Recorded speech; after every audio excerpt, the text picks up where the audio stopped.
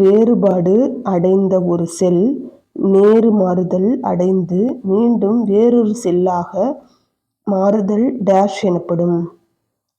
Answer மெட்டாப்ளசியா. வேறுபாடு அடைந்த ஒரு செல் மீண்டும் வேறொரு செல்லாக மாறுதல் மெட்டாப்ளசியா. நம்பர் 2, பெரைட்டல் பெரிடோனியம், விசரல் பெரிடோனியம், இதயம், குருதி செல்கள், மண்ணீரல், இனப்பெருக்க உறுப்புகள், உடற்குழி இவை யாவும் எவற்றிலிருந்து உருவாகிறது? இது எல்லாமே இதுலேருந்து உருவாகுதுன்னா நடு அடுக்கு. ஆப்ஷன் சி 3 நடு அடுக்கு.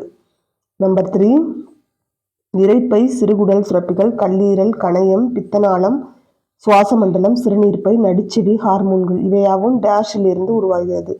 ஆப்ஷன் 2 அக அடுக்கு. அக அடுக்கு.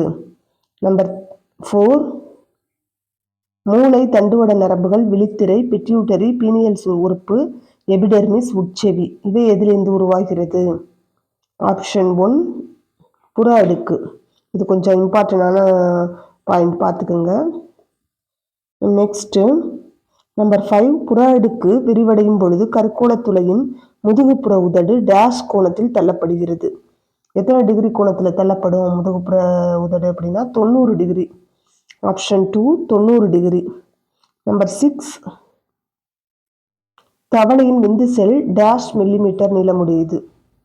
தவளையின் விந்து செல் டேஷ் மில்லிமீட்டர் நீளமுடையது. ஆன்சர் ஆப்ஷன் 4 0.03 மில்லிமீட்டர் நீளமுடையது. நம்பர் 7, முட்டையின் சைட்டோபிளாசத்தின் பெயர் என்ன? முட்டையில் உள்ள சைட்டோபிளாசத்தின் பெயர் option 1 ஊப்ளாசம். ஊப்ளாசம். Number 8,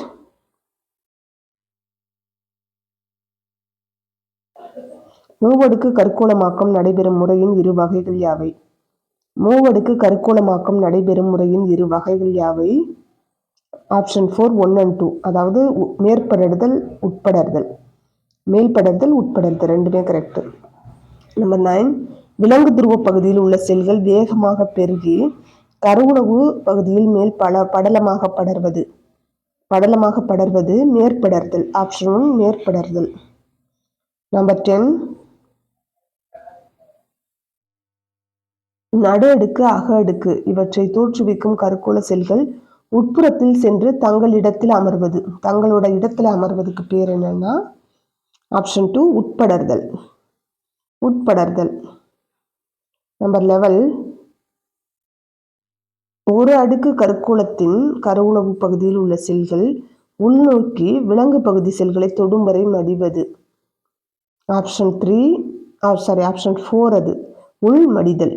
option 4 உள்மடிதல்.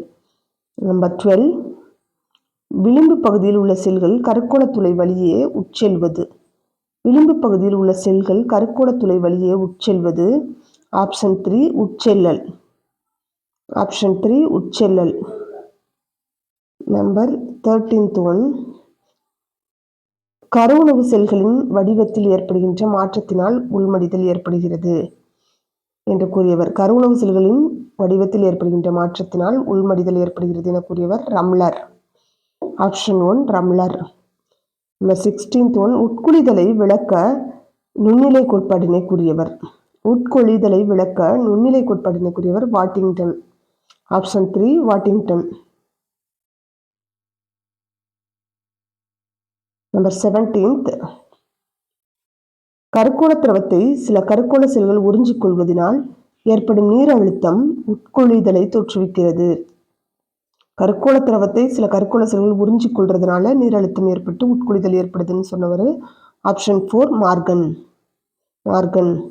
Number 18th one, பிளவிப்பெருகல் பற்றிய விதிகள் யாவை? பிளவிப்பெருகல் பற்றிய விதிகள் ஆப்ஷன் 4 அனைத்தும் தான் சரி. அப்ப சாக்கின் விதி, ஹெர்ட்விக் விதி, பால்பரின் விதி, பல்லுக்கர் விதி இது எல்லாமே பிளவிப்பெருகல் பற்றிய விதிகள். ஏற பார்த்துக்குங்க. நெக்ஸ்ட் 19th one, பிளவிப்பெருகலின் போது கருக்கோள செல்களின் உருண்டையான வடிவம் அழியாமல் காக்கப்படுகிறது என்று கூறும் விதி.